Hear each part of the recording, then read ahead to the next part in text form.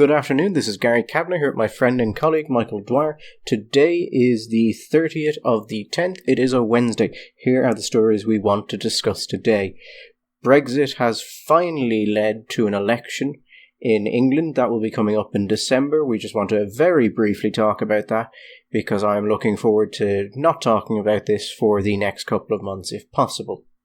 We want to talk about Martin Kenny, a Sinn Féin TD whose car was burned out. It's being described as an offence on democracy, offensive to the democratic process, etc. We want to just have a quick chat about that. And then we want to talk about something you may have missed during the week, which is the results of the Italian regional elections. They had some fairly surprising results that may bode quite poorly for the ruling government. So I suppose we'll start with the Brexit election, Michael. This, as everything related to Brexit, was a bit of a total farce. Labour agreed that they would have an election immediately after abstaining from the last vote to call an election. And then there was... So they had a vote to call the election. Labour abstained. The vote didn't go through because of that, because you need to win by a certain majority in order to actually have an early election under the Fixed Term Parliaments Act in Britain. Then they say, actually now, because of the extension, we're open to an election. Then there's words that people are going to try and amend the bill that will call for the election by amending it so that 16 and 17-year-olds can vote. And there is an argument that perhaps they'll try and amend it so that European citizens can vote in the election. That looks like it could happen. It gets slapped down because it's deemed to not be within scope of the bill under procedural rules, and instead we just get a straight, this is, do you want an election or not? But actually I think the question put to them was, do you want to change the date of the election? And they did. The election will now be on the 12th of December. Labour has already come strongly out of the gate with a very well put together campaign ad, and they seem raring to go. But on the other hand, Jeremy Corbyn is about as popular as cancer of the bone in children, which politically is to his detriment. Thank you for that. Well, first of all, can we say just a little 2 cheers anyway, if not quite 3 cheers. We are now beyond Alamein. We are now heading towards, I think, the invasion of Sicily. We are now beyond the end of the beginning and heading into the possibilities that we may see the end of this thing. We have some kind of a deal, which is over there, waiting to be implemented. We have the agreement on an election on December the 12th.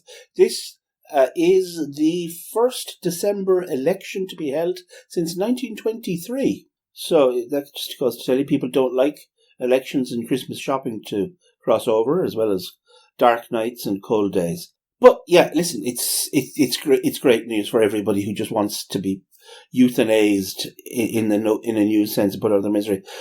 Labour, I think this is going to be an interesting election, more interesting than a lot of our friends perhaps over here would like to think. It is not, it seems to me, a game, set and match assumption that this is going to lead to a massive boost in majority for the Tory party in the UK.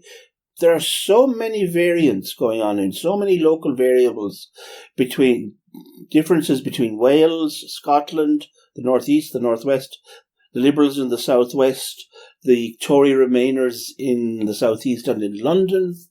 Also, you're talking about the Labour campaign. They really genuinely do seem to be raring to go. They're talking about viral campaigns. Also, Momentum, which is the internal left-wing group that backs Corbyn and got Corbyn elected, is ready to launch apparently tens of thousands of foot soldiers onto the street. I think the thing to remember here is that while the Tories wanted the election, the decision of when an election would be was always Labour's choice. It was in their gift. Because they needed to give their numbers to the Tories to get the numbers the Tories needed to get the early election. So while the Tories have wanted an election, Labour have been able to go, well, the Tories don't honestly know when the election is coming, because we can stop at any time we want. We know when this is coming, though. so we can prepare to be fairly strong out of the gate. Now, whether or not they'll keep that going through the campaign, I think is a more open question. But it did enable them to have a very strong first day. And it's good for Corbyn as well, because it gives, the Labour Party is just kind of sniping at each other over various things, ranging from the unpopularity of Corbyn to what seems to now be the institutional anti-Semitism of the party. Yeah, no. This gives them something to go for, and that'll keep them out of Corbyn's, keep them from sniping at Corbyn too much. I think that Corbyn and the Politburo and the Labour Party will hope that the actions that they took in the last couple of months on the anti-Semitism issue will have at least taken the worst of the sting out of that issue. Also, for good or for ill, my suspicion is that outside of certain areas, I'm not sure how massively the perception that will impact on the voters. The thing that people have to remember over here and is that we're talking about a different policy dispensation in the UK than the one that we associate traditionally with the Tory party. This is no longer the Tory party of, say, Margaret Thatcher or John Major. That was a union, that was a coalition between social conservatives, British nationalists, and economic liberals, people who were liberal in the 19th century sense, free trade, small government people. Now, Thatcher herself maintained a fairly socially conservative tone to her party politics. She herself actually wasn't that bothered about it. She was one, I think, of maybe a dozen Tory MPs who voted in favour of the decriminalisation of homosexuality on the first bill when it failed. Thatcher was not actually that interested in social policies, and there was a very strong element of social liberalism in the party. But the big news, unified the Tory party, was an economic vision, which was a traditional, if you want, Milton Friedman, Hayek style economics. That's gone. So when Corbyn does as well as Corbyn did in the last election, we shouldn't really be that surprised. There's a hell of a lot of polling evidence out there which indicates that there is far more appetite at the moment in Britain for fairly centre-left economic approaches, highly interventionist subsidies, protectionist approach to economics than there is for the kind of free trade, free market policies that went gangbusters in the 80s and 90s. No, and it could be quite interesting is when you look at the populist movements inside Europe, people say they're far right, but when you look at them, they're economically actually generally kind of left, centre-left. It's on social issues where they tend to be more authoritarian. And I don't know where Corbyn is on most social issues, which makes me think he is significantly more conservative on them than the general Labour Party. So could we have a situation similar to what we've seen in the rest of Europe, where this time it is effectively the left-wing party who can run the candidate that can hit what has been referred to as the magic square for far-right parties? The thing is, my suspicion is that Corbyn is probably fairly liberal socially, but not perhaps anything like as socially liberal as a lot of the people who are around him. I don't think that maybe he simply just knows, he has a political cop on to realise that kind of progressive intersectionality, identity politics doesn't go down terribly well with the Labour voter north of the Wash. The Labour voter north of the Wash in Newcastle, in Huddersfield, Hull, Sheffield, wherever, they are actually they're socially conservative, and they are also patriotic. They are, in a sense, I wouldn't even say in a narrow sense, they are quite nationalist in a way which shall we say, the metropolitan Labour voter simply isn't. They are internationalist, if in the language of the left. They are post-national, supranationalist. That's why, for them, the idea of dissolving nationality within the in a larger, higher group like the EU really doesn't represent a problem. They say, at least, that they feel as at home in London or as they would in Brussels or Shanghai or in LA. That's alien, completely alien to the sentiments of the Labour voter in the north or in Wales. So he has to work out some kind of a convivance with those people. Now, the Brexit, one of the questions we're going to be looking at is, how does the Brexit Party work in this? At the moment, they're still in slightly over 10% of the vote. Where do they go? Do they stay at that level? Do they maintain it? Does Johnson get punished because even though he promised that there would be Brexit by the 31st of October, there isn't? Or has he succeeded in selling the narrative that it was Parliament what stopped me? You have to give me my majority so I can do what I want. But I've done a deal. Everything is there. I have done what I said I would do in everything but in name. And so trust me on this. I'm actually interested to see how hard Johnson runs this against Parliament. Is this going to be a sort of hard line? This treasonous Parliament has stopped me from doing this, show them the door kind of thing? Or is it going to be more of a, look, a deal needs to be done. I have a deal. I'll get it through, and this nightmare will finally be over. But I think we'll have time to discuss this in detail. Sure. I want to move on to the Martin Kenny situation. Yeah, it's a bit of a rough old deal for Mert up in Leitrim. Yeah, so if you've missed this, Martin Kenny has had his car burned out outside of his home. He had been speaking recently about asylum seekers and the need for basically pushing back against those who were saying that there was no space for asylum seekers in rural Ireland, or that certain rural towns weren't were not suitable for it. And he said after that he received death threats and then his car was burned out. Now, I don't really have an issue with people saying that is thuggish behaviour, or that is very clearly illegal behaviour and should not happen.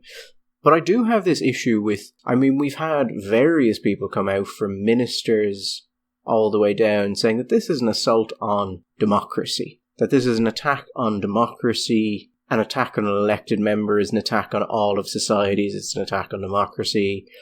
That was from Minister Charlie Flanagan. And we've had various people come out and do it.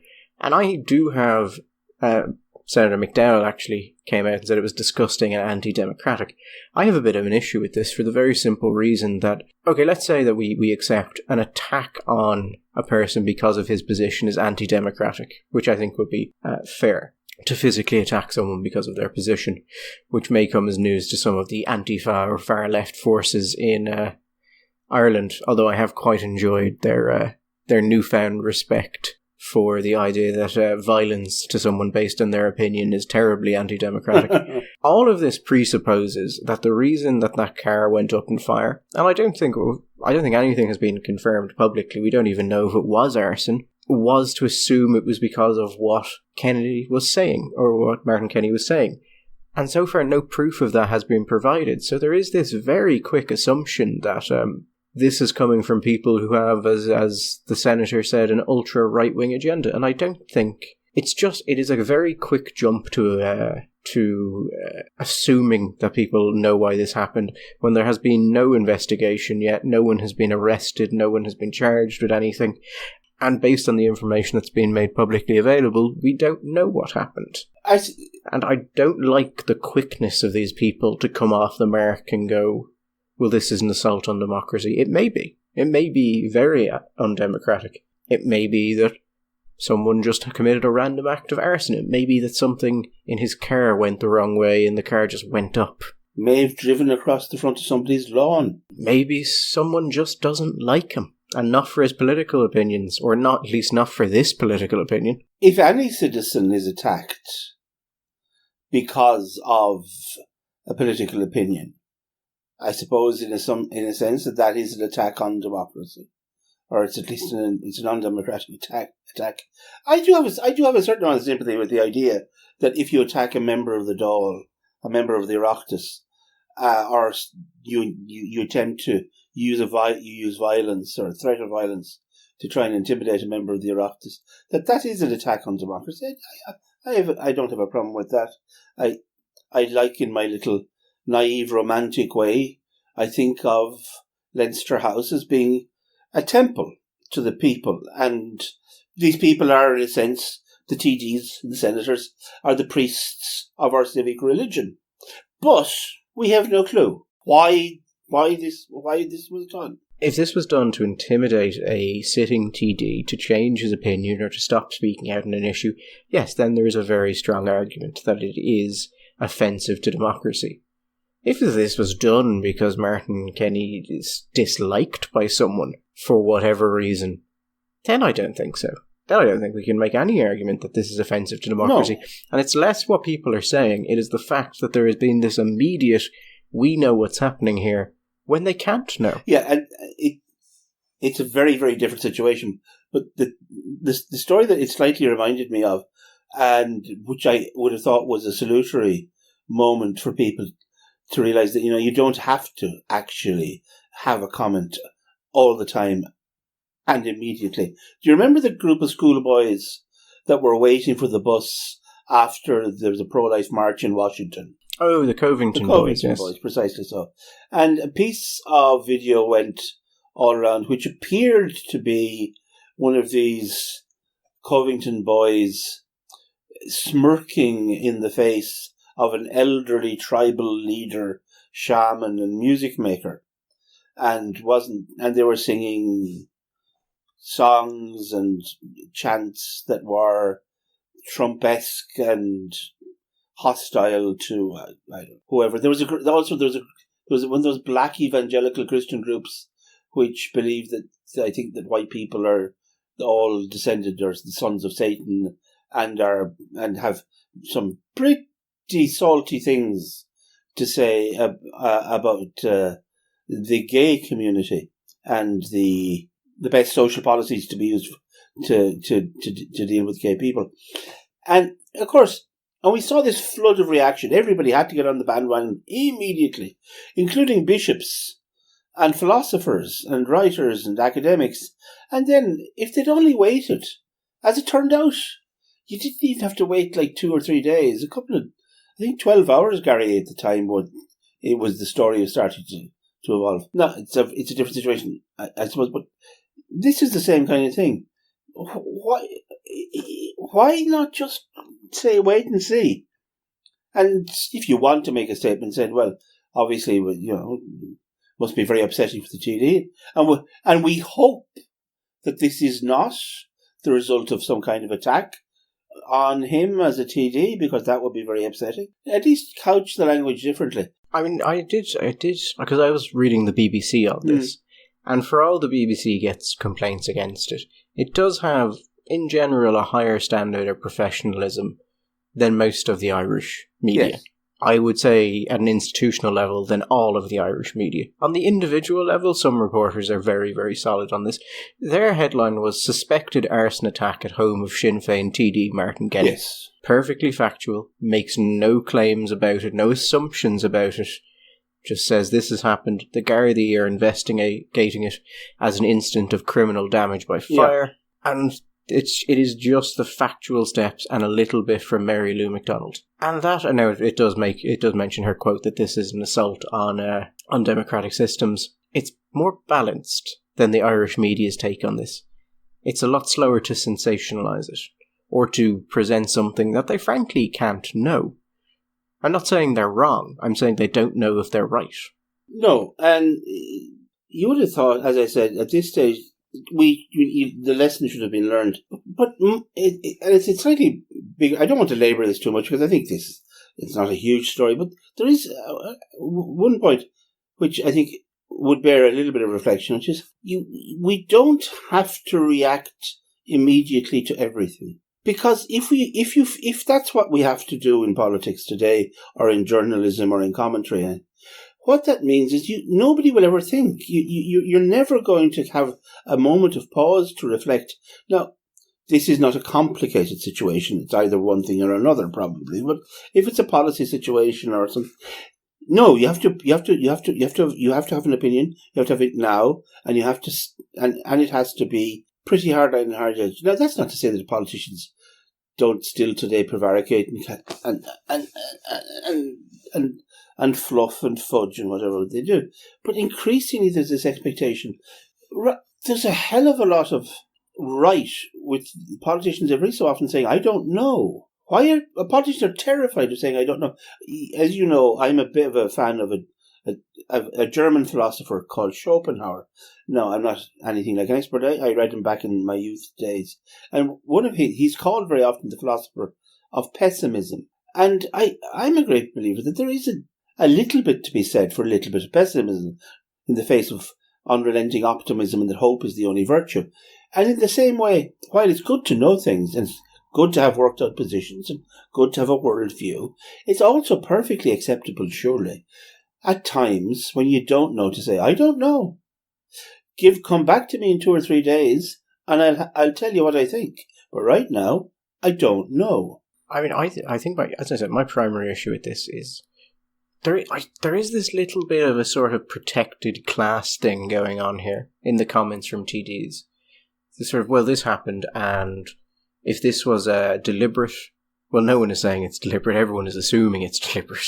Flanagan's comment, Justice Minister Charlie Flanagan's comment, an attack on an elected member is an attack on all of society, it is an attack on democracy. Yeah. I don't think burning out a TD's car is an attack on democracy or society, unless it is done for political reasons. And they're all just assuming that, or maybe they're not assuming that, and they legitimately believe if anything bad happens to a TD, which would be themselves, it's an assault on the very fabric of society, which is a little bit precious.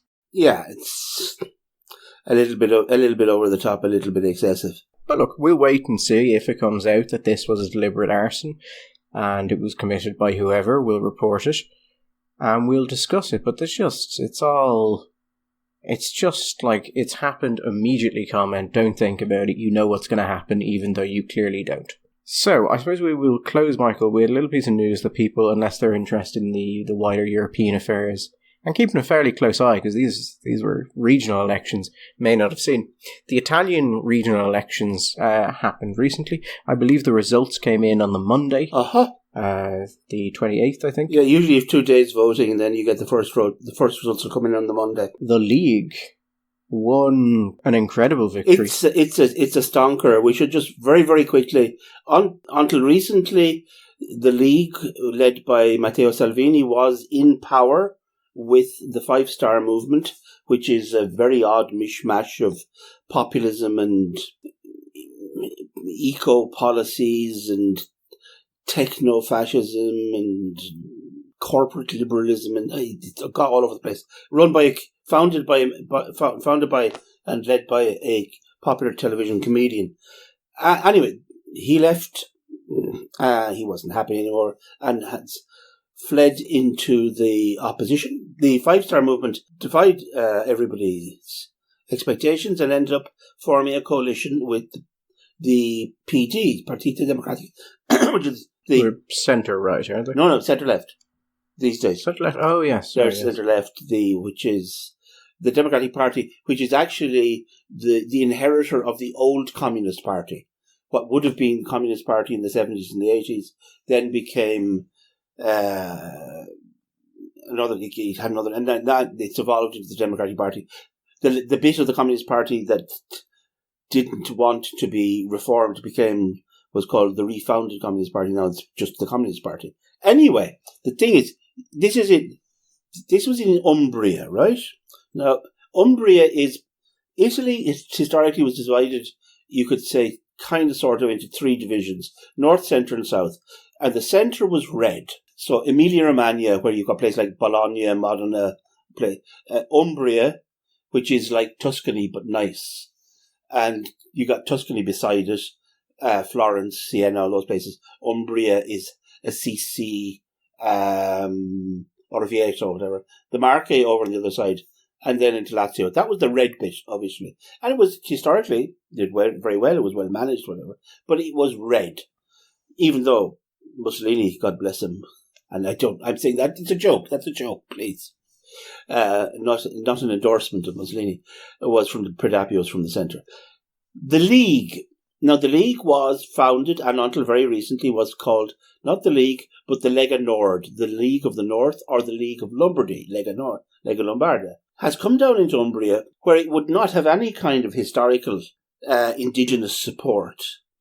And in its coalition, the coalition knocked together 57% of the vote, and the League by itself took 37% of the vote. That is... 37% of the vote is what the Democratic Party and the Five Star Movement and that coalition took in total. No, the Five Star, last year, it's only a year ago, Five Star in Umbria took 27% of the vote, and they're down to 7% of the vote. For the PDs, the Democratic Party, to be on 30%, they weren't even on 30% actually, I think. Democratic Party in the coalition took 22% of the vote. That is just savage result for the former communists in a place like Umbria. So why this is interesting is that the League pulls the plug on the government about 2 months ago. Over the summer. They get forced into opposition. Five Star and the PDs come together.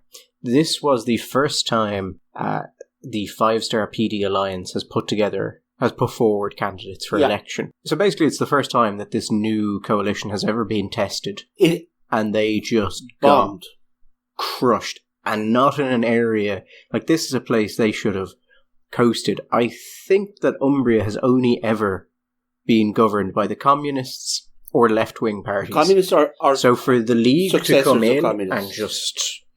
The League and Silvio Berlusconi's party actually, to take 57%. The coalition here is almost interesting. I mean, it was also, by the way, after Salvini left the government, it was widely seen as he's made a boo-boo. He thought this would bring the government down. It would collapse it.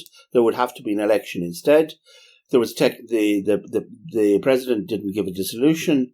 A technocrat was put in, and they went and they found a modus vivendi with the left, and they created. So Salvini's in trouble now. And there was an expectation that maybe this would see that the League was going to go into a bit of a knockback. The League gets 37. You got Forza Italia down at 5.5%, which God boot the days. Once upon a time, it would have been much, much higher than that. You've got the Brothers of Italy, described inevitably in the Irish press as being far right.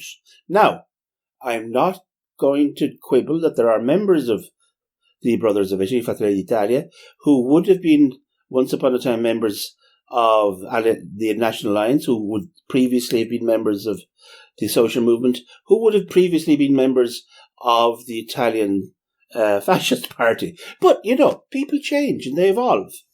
Gianfranco Fini, who would have led that party for many years and was part of that evolution, had created what essentially is a modern conservative party, but maybe with a hankering back for a black uniform every now and then. They got 10% of the vote together in this country. That's bizarre stuff. Now, why are we talking about? Other than the fact that I find Italian politics interesting, this is important for Europe for a start, because while the League has rode back recently from its previously fairly hardline Eurosceptic position, because there was a belief that if they get into power, that they would ultimately push to leave the euro, not leave the EU, but leave the euro. If Italy was to go, it was to fail, and the Italian economy has big problems. It's not like Spain or Greece or Ireland. There are not enough chips out there to cover this debt. There are technical reasons regarding who holds the debt in Italy, because a lot of Italians hold what they call BOT, which are the government bonds, which make it less likely. But what we're looking at here is something which it's part of what's happening in Britain. This is something happening all over Europe. Gary, you will have seen the results of the election in Poland and the German results. You see, I think even the Dutch results not quite so much, but you have this. You have the Law and Justice Party. Gets 43%. Comes in at 43% of the vote. I just want to advert to one thing because I think it's brilliant. The second party, the Civic Coalition, right, got 27% of the vote. And if you look up the Civic Party's page on Wikipedia, when they describe political parties, they give roughly the ideology of the party, historically maybe where the roots of the party are. The ideology of the Civic Coalition is as follows, right? Are you ready? Mm-hmm. Liberal democracy, pro-Europeanism, okay? The factions within it are liberalism, progressivism, green politics, social liberalism, social democracy, anti-clericalism, liberal conservatism, and Christian democracy. That is what I call one fruit salad of a political party. Or you could call it Fianna Fáil. Once upon a time, I don't know. We are looking at a realignment of policy. What you said earlier, I think, applies very much in Italy, and it applies in Poland too, where the old rules about economic policy matching social policies, they're breaking down. Yes, a timely reminder that perhaps it was not wise for the left to turn away from actual workers towards. I think that is very much that's the heart of it. And you could argue, I think reasonably, that's one of the reasons, at least that's one of the very good reasons, why Hillary loses to Trump in the United States, even. Well, I mean, you look at the Rust Belt, I would say that was the fairly clear takeaway from that. Hillary felt that she had, or the Democrats, and have felt this for some time, that while they may struggle at a state level, at a federal level, they have constructed this coalition between women, ethnic minorities, and other minorities, that when you bring it all together, and then you're bringing your standard liberals and progressives, it is unbeatable. Turns out that the problem with playing that game is that eventually poor white people decide that they're going to have an identity too, and they're going to vote according to the interests of their identity rather than their historic party allegiances. Yeah, and there's generally more of them in Western countries. And you know what? There are actually a lot more of them than anybody else, even in the United States. What's going to happen in Italy is absolutely unclear, which is... Do you think this will bring down the PD 5-star? I don't think so. I don't see that there's it doesn't... Regional elections in Italy are important because regional governments have power. What this does is, shall we say, at a very grand scale, if you're looking in Ireland, say one of the larger political parties makes massive gains in county councils, that's a big problem in the medium term for the other parties, because we know the more county councillors you have, the more power you have in the local councils to do those things locally that make you popular. But also, you're growing the next generation of people that are going to go on to national politics. And that's very important too. But in the short term, this doesn't create any kind of mechanism. Oh, no mechanism. But I mean, it's the first showing of the PD 5-star alliance. From what I've heard, it's not a terribly happy alliance at all. It can't be, because, I mean, the PDs and So, I mean, they come together. Salvini fails to bring the government down. He goes into opposition. They come together. And then they have their first, I believe this is basically a by-election in a region that they have controlled for generations. They get annihilated. Yeah. And then there's got to be a lot of questions. Like, is this a good idea? If you're the Democratic Party, and you say, we've aligned ourselves with these people and we're down on 22% in Umbria, are we 22% because we've attached ourselves to a toxic brand? Now, I don't think that's true. I think the PDs, the Democratic Party in Italy, have just massive problems of their own. But the 5-star movement is incredibly unstable. And that's what I mean, if you're looking for a possible change, I could see something happening there, potentially. That they may say, you know what, we were doing okay, and now it looks like we are going to be absolutely destroyed. I mean, Italian politics are not my speciality. I do know a couple of people involved in Italian politics. I have maybe a bit more of an awareness of it than most in Ireland. But I do know there's another regional vote coming up in January in I think the region is called Emilia-Romagna. Romagna, Romagna, which is north. It's between Lombardy and Umbria. It's historically very red. So, I mean, that comes in, that goes the same way. Oh, yeah. Happens twice.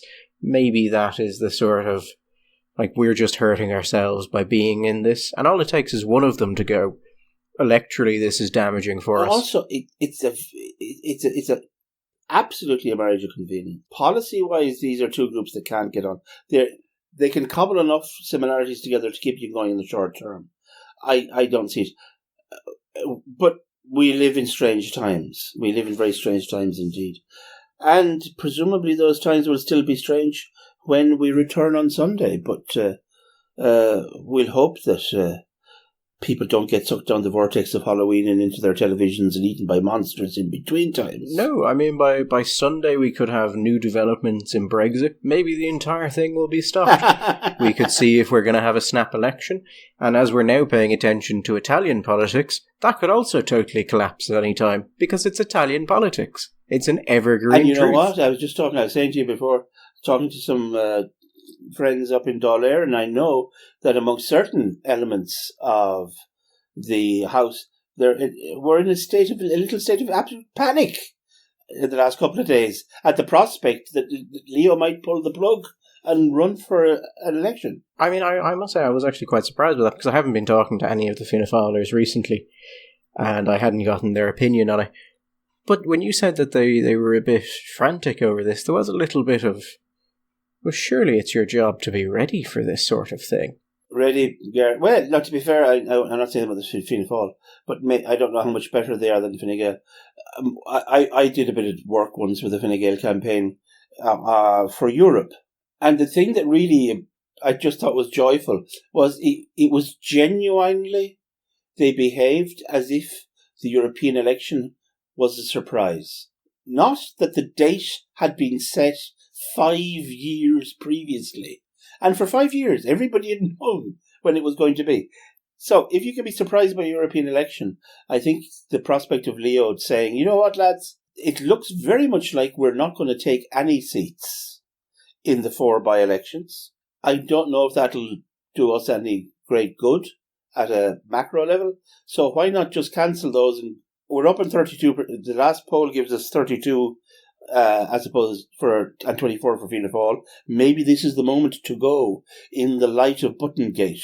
I mean, I do sort of pity the winners of the by-elections if they don't go now. Because let's say Malcolm Byrne takes the seat, which I think is fairly likely. He's a warm favourite, surely. Yeah, I mean, he's, as candidates go, he's pretty much what you want to take a seat in that area. So let's say we don't have a snap election, he wins, and then in January we decide we're going to have an election just after Brexit because there's been a deal and therefore the Brexit. Yeah. And so Byrne has the seat for a couple of months. Yeah. And then you're like, okay, now you do it all over again. And there's a chance you will just lose entirely, and you haven't even worn a groove into the chair in your office. And a very decent chance you could lose the seat. Indeed. Yeah, I mean, by-elections are an entirely different beast than a general election. The people who will win comfortably in by-elections, who you put them in a general election, they're not a contender at all. Long history of that, long history. No, I don't know which side. I think. No, having said that, I mean, if Malcolm gets some time to bed down, I'd be interested to see how he'd do.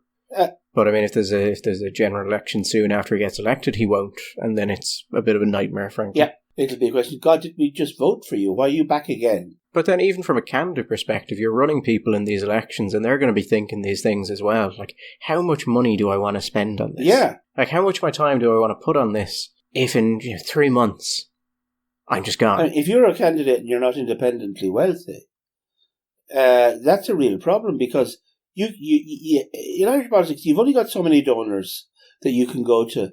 There's only, as well as I do, there are, I think, excessively tight limits in Ireland regarding raising money, and the maximum funds you can give, maximum amounts you can give as an individual, and the reporting to SIPO and all that, and the publication of names or whatever.